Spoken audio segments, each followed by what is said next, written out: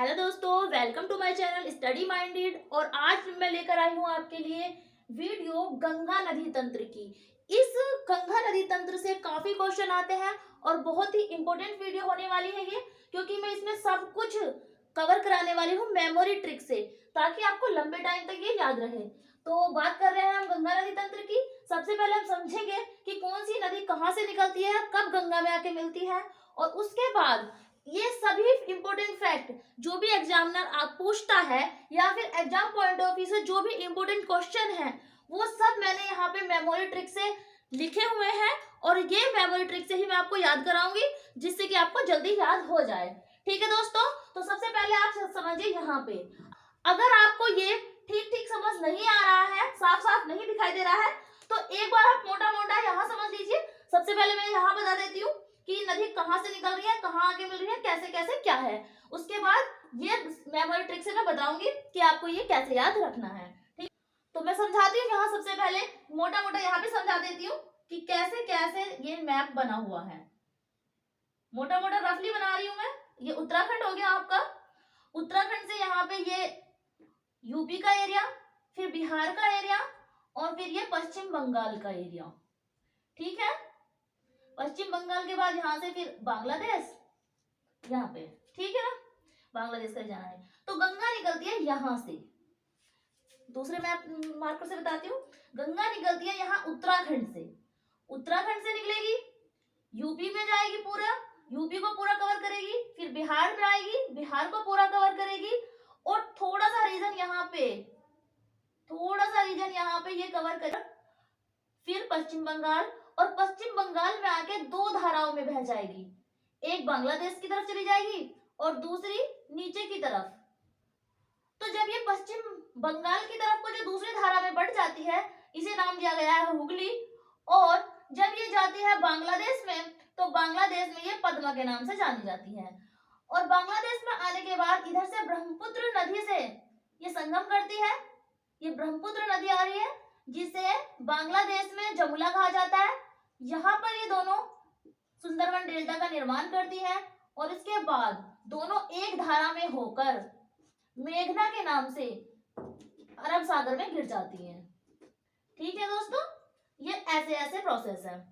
इसके बाद जो जाननी जरूरी है वे है इंपोर्टेंट इसकी सहायक नदियां। जो गंगा की सहायक नदियां हैं, वे देखिए, जो 9 नदियां हैं, जो प्रमुख 9 नदियां हैं, वो निकल के आती है बाई तरफ से, और बाई तरफ से आके मिलती है गंगा नदी में। बाई तरफ से 9 नदियां कौन कौन सी आती हैं? पहले भिलांगना, फिर अलकनंदा, दोनों उत्तराखंड से ही हो गई। ये सेम रीजन में आ रही है, तो उत्तराखंड ही है ये रीजन, तो ये दोनों भी उत्तराखंड से ही हो गई। फिर तीसरी भी उत्तराखंड से निकलती है, लेकिन उत्तर प्रदेश में जाके ये गंगा में मिलती है। फिर चौथी नदी गोमती नदी, उत्तर प्रदेश से ही शुरू होती है और उत्तर प्रदेश में ही मिल जाती है ये गंगा नदी में। इसके बाद घाघरा नदी, जो नेपाल से शुरू होती है, और नेपाल से शुरू होने के बाद बिहार के छपरा में ये मिल जाती है गंगा नदी में। इसके बाद गंडक नदी नेपाल से शुरू होती है और आके मिल जाती है बिहार में, इसमें गंगा में। इसके बाद बूढ़ी गंडक भी आके मिल जाती है गंगा में। और इसके बाद निकल के आती है कोसी नदी भी पूरा बिहार क्रॉस करके ये भी मिल जाती है गंगा में। और एक पश्चिम बंगाल से शुरू होती है महानंदा, ये भी जाके मिलती है गंगा में। तो ये मेन 9 नदियां बाईं तरफ से आके गंगा में मिलती हैं। और इनमें जो प्रमुख है, एक ये है घाघरा। तो घाघरा में 2 नदियां और आके मिलती हैं, ये भी दोनों नेपाल से शुरू होती है। एक है शारदा नदी और दूसरी है राप्ती नदी। ये 2 नदियों को साथ लेकर आती है घाघरा, तब जाके ये मिलती है। इसके बाद देखिए, जो दाएं तरफ से नदियां आके गंगा में मिलती हैं, फिर कौन कौन सी हैं? तो जो दाएं तरफ से आके मिलती है, सबसे पहले है यमुना, जो कि सबसे बड़ी सहायक नदी है गंगा की। और जब हम यमुना की बात करते हैं, तो हम यमुना की सहायक नदियों को भी इसके साथ पढ़ते हैं। तो सबसे पहले देखिए, यमुना उत्तराखंड से ही निकलती है, हिमाचल प्रदेश को होते हुए, यहाँ थोड़ा यूपी का बॉर्डर बनाते हुए, आगरा और बाकी इलाकों को पार करते हुए, जैसे मथुरा हो गया, आगरा हो गया, ये सब यमुना के तट पर ही आते हैं। तो ये आगे जाके मिल जाती है इलाहाबाद में, जो जिसे प्रयागराज भी कहते हैं, वहां पे आके मिल जाती है गंगा नदी में। इसके बाद एक है सोन नदी, जो सोन नदी यहाँ मध्य प्रदेश से शुरू होती है और बिहार के सोनपुर में जाके मिल जाती है गंगा से। और जब सोन नदी की बात कर रहे हैं हम, तो सोन नदी अपने साथ एक नदी लेके चलती है, रिहंद नदी। रिहंद नदी को अपने साथ मिला के तब आगे बढ़ती है। इससे आगे जो यहाँ पे दो धाराओं में बह जाती है गंगा, इसमें आगे मिलती है दामोदर नदी। तो ये नदियां हैं जो इम्पोर्टेंट और प्रमुख है गंगा की सहायक नदियां। यमुना की सहायक नदियां की बात करें तो एक हिंडन नदी जो यूपी से ही स्टार्ट होती है और आगे मिलती है ये नोएडा के पास। एक है चंबल नदी जो यहाँ से शुरू होती है मध्य प्रदेश के पास से और राजस्थान को पार करते हुए ये आगे मिलती है यमुना में। एक है सिंध नदी, राजस्थान से शुरू होती है और यमुना में मिलती है। इसके बाद है बेतवा नदी, ये भी राजस्थान से शुरू होकर यमुना में मिलती है। एक है केन नदी, केन भी हमीरपुर के पास यमुना में मिलती है। और एक है टोंस नदी, टोंस नदी भी यमुना की ही सहायक नदी है, ये भी यमुना में मिल जाती है। तो ये सारी नदियां बहुत ही इंपॉर्टेंट है। आपने यहाँ पे मोटा मोटा समझा, अब देखें कि इन्हें याद कैसे करना है। बहुत ही इजी ट्रिक से याद करना बताऊंगी। अब आइए कि देखते हैं कि याद कैसे करनी है इन नदियों को, आपको कैसे ये याद रहेंगी। सबसे पहले गंगा की बात हो रही है तो गंगा को याद करेंगे। उत्तराखंड से निकलती है और उत्तराखंड में कहां से निकलती है? उत्तरकाशी जिले से निकलती है। और याद कैसे रखोगे इसे? उत्तराखंड और उत्तरकाशी सेम है, उत्तराखंड और उत्तरकाशी सेम है, तो ये याद रह जाएगा। और वैसे भी गंगा की बात हो रही है तो गंगोत्री हिमनद से निकलती है, गंगा गंगोत्री सेम है, तो ये भी याद हो जाएगा। और इससे भी आगे ये कहां से निकलती है? गोमुख से। गंगोत्री में भी गोमुख से निकलती है। याद कैसे रहेगा? गाय क्या होती है? गाय पवित्र होती है और गंगा भी पवित्र है, तो इससे याद रहेगा कि गोमुख से ये निकली है।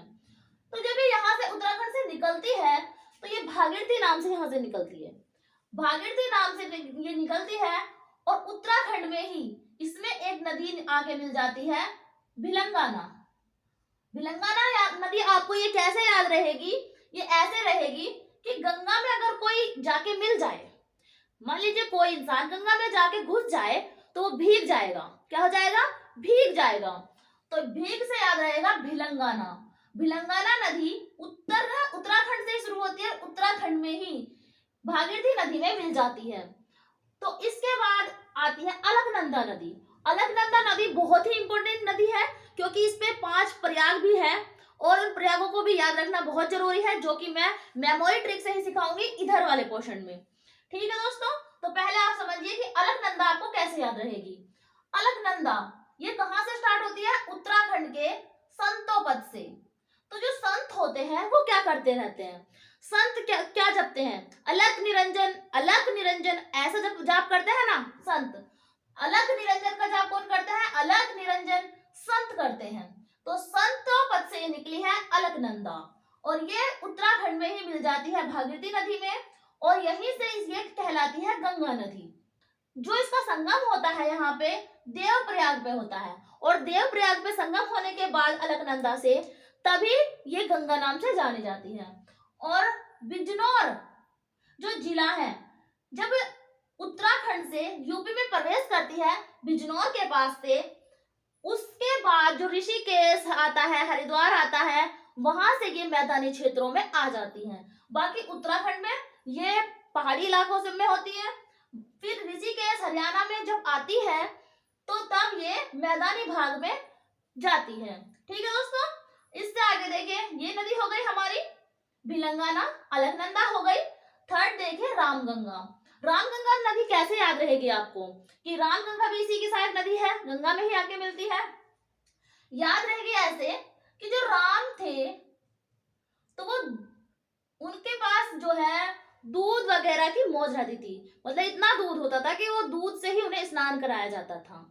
राम को किससे कराया जाता था? दूध से स्नान कराया जाता था, नहाते थे वो दूध से। तो दूध से याद रखना दूधातोली पर्वत। और क्या करते थे? नहाते थे। तो ये कहाँ पे है? नहाते मतलब नैनीताल। न से नहाना, नैन से नैनीताल। तो नैनीताल में है ये दूधातोली पर्वत, और यहाँ से कौन सी गंगा निकलती है? रामगंगा, क्योंकि राम जी जो है दूध से नहाते थे। और ये जाके मिल जाती है कन्नौज के पास गंगा नदी में। इससे आगे देखें, इससे नदियां, सबसे पहले हम ये बाईं तरफ की नदियां पढ़ रहे हैं, उसके बाद हम दाईं तरफ की नदियां पढ़ेंगे। तो उससे आगे देखिए, ये जो चौथी नदी है वो है गोमती नदी। और गोमती नदी कहाँ से शुरू होती है? गोमती नदी शुरू होती है यूपी में, एक जिला है पीलीभीत। तो पीलीभीत से शुरू होती है। और आपको ये याद कैसे रहेगा कि गोमती नदी पीलीभीत से शुरू होती है? तो यूपी में जो सीएम है वो है योगी। करंट में अभी जो योगी है वो सीएम है। तो जो योगी जी है वो कैसे कपड़े पहनते हैं? वो पीले संतरी ऐसे कपड़े पहनते हैं ना, तो पीले पीले टाइप में होते हैं उनके कपड़े। तो पीले पीले से याद रखना पीलीभीत। और पीलीभीत जिला हो गया ये। और यहाँ से एक झील है फुल्लर झील, उस फुल्लर झील से ये गोमती नदी निकलती है। गोमती नदी कैसे याद रहेगा आपको? गोमती नदी ऐसे याद रहेगा, जो यहाँ के सीएम है वो पीले पीले कपड़े पहनते हैं, और वे क्या किस चीज की बात करते हैं? वो गायों की रक्षा की बात बहुत करते हैं, गायों के ऊपर, क्योंकि वो संत है और गायों की सेवा करना उन्हें पसंद है। तो गायों से याद रहेगा गो, मतलब गोमती। गोमती नदी निकलती है और ये वाराणसी के आगे जाके मिल जाती है गंगा नदी में। और गोमती नदी पर ही दो प्रमुख जो है शहर पड़ते हैं, एक लखनऊ और दूसरा जौनपुर। ये बहुत ही इंपॉर्टेंट है कि याद रखना। नेक्स्ट देखिए, नेक्स्ट आगे है घाघरा नदी। और घाघरा नदी शुरू होती है नेपाल से, लेकिन नेपाल में इसको घाघरा नहीं बोला जाता। घाघरा नदी इसे भारत में बोला जाता है, नेपाल में इसे कर्णाली कहा जाता है। ठीक है दोस्तों, कर्णाली निकलती है मक्सातुम से। मक्सातुम से निकलती है। कैसे याद रखोगे कि जहां पर नाली नहीं होती वहां के लोग तंग हो जाते हैं। क्या हो जाते हैं? जहां पर नालियां नहीं होती, मान लीजिए नई नई कॉलोनी बनती है तो वहां पे नालियां नहीं होती, तो वहां के लोग तंग हो जाते हैं कि पानी कहाँ जाएगा, किसी दूसरे के प्लॉट वगैरह में पानी पहुंचाते हैं। तो जहां नालियां नहीं होती वहां के लोग तंग हो जाते हैं। तो ये कर्णाली जो नदी है ये निकलती है मक्सातुम से। मक्सातुम से निकलने के बाद जब ये भारत में एंटर करती है तब ये घाघरा के नाम से जानी जाती है। और घाघरा के नाम से जानी जाती है बिहार में छपरा के पास जाके ये मिल जाती है गंगा में। और कैसे याद रखोगे कि छपरा के पास आके मिलती है? घाघरा। घाघरा से याद रखना, जो लेडीज पहनती है घाघरे तो उनपे कुछ ना कुछ छपा होता है, फूल या कोई डिजाइन ऐसा कुछ छपा होता है ना, तो जो घाघरा के ऊपर छपा होता है, तो छपा से याद रखना छपरा। छपरा में ये आके मिल जाती है गंगा नदी में। ठीक है दोस्तों, अब इसी में एक नदी और आके मिलती है, दो नदी मिलती है बल्कि इसमें। एक तो मिलती है राप्ती नदी, वो भी नेपाल से ही शुरू होती है। एक मिलती है शारदा नदी, ये भी नेपाल से ही शुरू होती है, जो घाघरा नदी की सहायक नदियां हैं। ठीक है दोस्तों, अब देखिए गंडक। गंडक शुरू होती है नेपाल से और नेपाल के मुस्तांग से शुरू होती है और आगे कहाँ मिल जाती है? बिहार के सोनपुर के पास गंगा में मिल जाती है। याद कैसे रखोगे? याद ऐसे रखना कि जो मूसक होते हैं, मूसक मतलब चूहे, वो क्या होते हैं? वो गंदे होते हैं। क्या होते हैं? गंदे। गंदे मतलब गंडक। ठीक है, क्योंकि नहाते वाते तो है नहीं, इधर उधर फिरते रहता है घरों में या बाहर, तो क्या होते हैं? मूसक गंदे होते हैं। और जब गंदे होते हैं लेकिन फिर भी वे सोनपुर तक आते हैं। क्यों आते हैं सोनपुर तक? क्योंकि सोनपुर में लगता है पशुओं का सबसे बड़ा मेला। ठीक है दोस्तों, तो यहाँ पे सबसे बड़ा मेला लगता है पशुओं का। तो ये गंदे मूसक सोनपुर तक आते हैं, मतलब सोनपुर के पास आके ये गंडक नदी मिल जाती है गंगा में। इससे बाद है बूढ़ी गंगा। बूढ़ी गंगा को आप ऐसे याद रख लेना कि पहले बूढ़ी गंडक, इसके बाद है बूढ़ी गंडक। बूढ़ी गंडक को आप ऐसे याद रख लेना कि ये जो थी, ये तो थी गंडक, और इसमें पानी ज्यादा होगा, इसमें पानी होगा थोड़ा कम, तो इसे कहा गया है बूढ़ी गंडक। तो बूढ़ी गंडक भी आगे मिल जाती है गंगा नदी में। इसके बाद है कोसी नदी। बहुत ही इंपोर्टेंट नदी है ये कोसी, और कोसी को सप्तकोसी नाम से भी पुकारा जाता है। और ये कहां से निकलती है? गोसाई धाम से। गोसाई धाम से ये निकलती है और मिलती है आगे गंगा में, बिहार में आके गंगा में मिल जाती है। याद कैसे रखोगे आप इसे कि कोई व्यक्ति धान लेके कोसों चलता है, कोई व्यक्ति है वो धान लेके कोसों चलता है। कोसों क्यों चलता है वो? क्योंकि उसे मूंग भी लेने हैं। धान तो वो ले चुका है और फिर कोसों चलता है, धान लेके कोसों चलता है। क्यों चलता है? क्योंकि उसे मूंग लेने हैं। मतलब गोसाई धाम से निकली है कोसी नदी और कहाँ आके मिल जाती है, मुंगेर के पास। मुंगेर के पास आके मिल जाती है ये गंगा नदी में। इसके बाद है महानंदा। महानंदा पश्चिम बंगाल से निकलती है और ये भी बिहार में ही आके मिल जाती है गंगा नदी में। ठीक है दोस्तों, इसके बाद जब गंगा आगे बढ़ती है तो यहाँ से दो धाराओं में विभाजित हो जाती है, जिसमें से एक का नाम तो रखा गया है नाम हुगली। जो पश्चिम बंगाल की साइड को धारा इसकी बहती है उसे कहा जाता है हुगली नदी। और हुगली नदी में झारखंड से एक नदी आके मिलती है जिसका नाम है दामोदर नदी। और ये वही दामोदर नदी है जिसे बंगाल का शोक भी कहा जाता है। याद कैसे रखोगे आप इसे, वो मैं इधर बताऊंगी रीजन में कि आप इसे दामोदर नदी को बंगाल का शोक कहते हैं, ये आप कैसे याद रखोगे। ठीक है, तो ये गंगा नदी यहाँ तक आ गई थी पश्चिम बंगाल तक।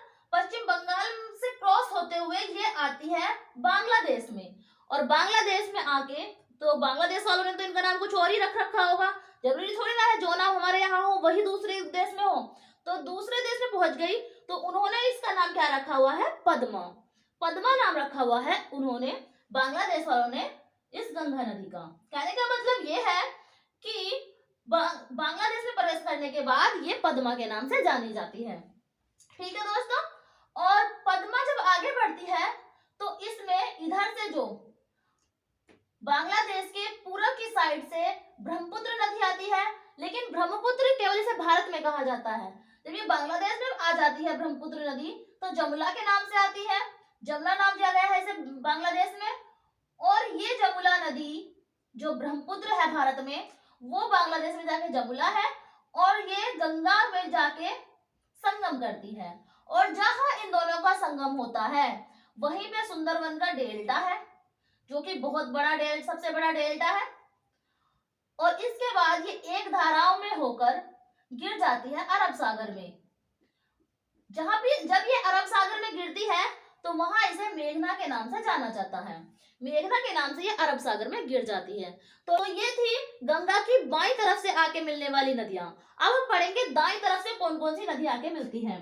सबसे पहले देखेंगे हम यमुना नदी, क्योंकि जो यमुना नदी है ये गंगा की सबसे बड़ी सहायक नदी है और ये भी इसी के ही पास से निकलती है, मतलब उत्तराखंड से ही निकलती है।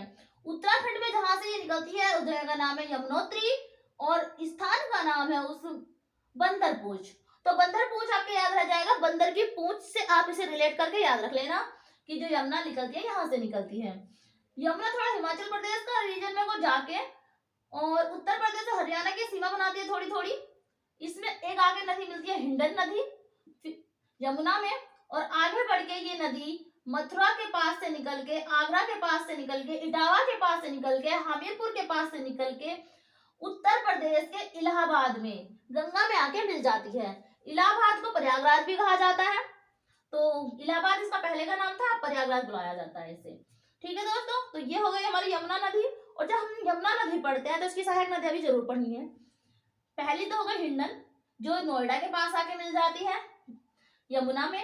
दूसरी ये मध्य प्रदेश के पास से निकलती है चंबल नदी, और चंबल नदी राजस्थान को क्रॉस करके इटावा के पास यमुना में मिलती है। इसके बाद है सिंध नदी, और जो चंबल नदी ये जाती है ना तो ये अपने साथ एक शिप्रा नाम की नदी को भी साथ लेके जाती है। शिप्रा नाम की नदी इसमें आके मिलती है और फिर ये दोनों आगे बढ़ के इटावा के पास यमुना में मिलती है। इसके बाद देखिए सिंध नदी।